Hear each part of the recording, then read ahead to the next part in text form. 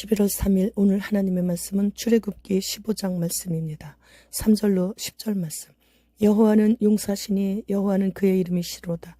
그가 바로의 병거와 그의 군대를 바다에 던지시니 최고의 지휘관들이 홍해에 잠겼고 깊은 물이 그들을 덮으니 그들이 돌처럼 깊음 속에 가라앉았도다.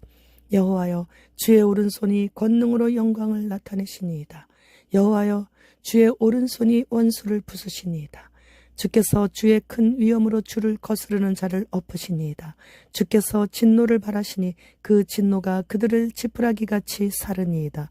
주의 콧김에 물이 쌓이되 파도가 언덕같이 일어서고 큰 물이 바다 가운데 엉기니이다. 문장은 일명 모세의 노래라고도 하는 승리의 노래를 기록하고 있는데, 모세가 대표하여 모든 신들 중에서 여호와 하나님만이 홀로 위대하시며 참 하나님이시고 능력의 팔과 콧김으로 이스라엘을 구원하셨음을 찬양한 내용이에요. 이 노래는 이스라엘 백성들이 홍해를 무사히 건넜을 뿐 아니라 이집트 군대가 몰살당하는 것을 직접 목격한 이스라엘 백성들이 구원의 기쁨과 감격을 이기지 못하여 하나님께 감사하고 찬양하는 노래를 불렀어요. 누구나 이렇게 하나님의 능력과 구원을 직접 체험하게 되면 하나님의 은혜와 영광을 찬송하고 감사하지 않을 수 없게 되는 것이죠. 탄식하고 울부짖던 이집트에서의 생활과 크게 대조가 되는 장면이에요. 이집트 군대를 바다에서 전멸시키시고 이스라엘 백성을 원수의 압박에서 건져주신 하나님의 능력과 사랑과 은혜를 시적으로 노래하고 있는 것이죠.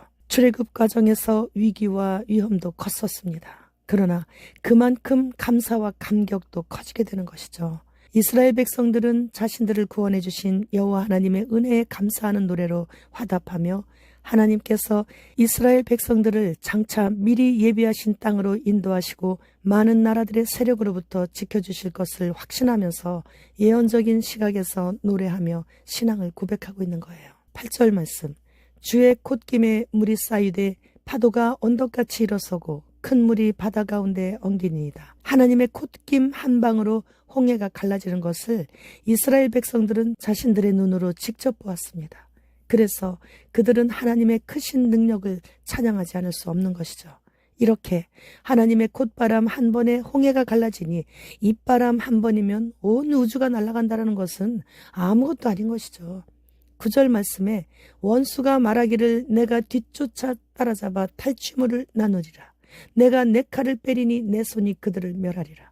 그들은 이스라엘이 미워서 어떻게든 이스라엘을 멸하고자 했지만 아무리 원수들이 한데 다 모여 계획을 한다 해도 하나님께서 허락하시지 않으시면 결코 그 뜻대로 할 수 없다는 것이죠. 10절 말씀.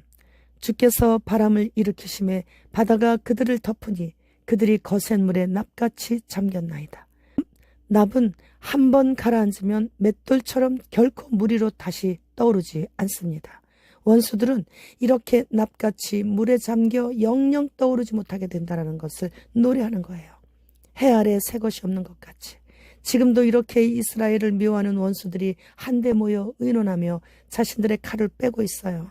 그러나 주의 콧김으로 물이 쌓인 것과 같이 하나님의 콧바람 한 번이면 그들은 영영 기억되지 못하게 되는 것이죠. 호주는 12월 5일에 새로운 디지털 아이디 카드로 완전한 시스템에 등록하기 위한 조치를 취할 것이라고 합니다. 호주는 주요 은행에서 현금을 전혀 사용하지 않는 최초의 서구 국가가 되었습니다. 세계 정부는 올해를 기념하기 위해 무척 수고를 하고 있군요. 세계의 살림은 지금도 불타고 있습니다.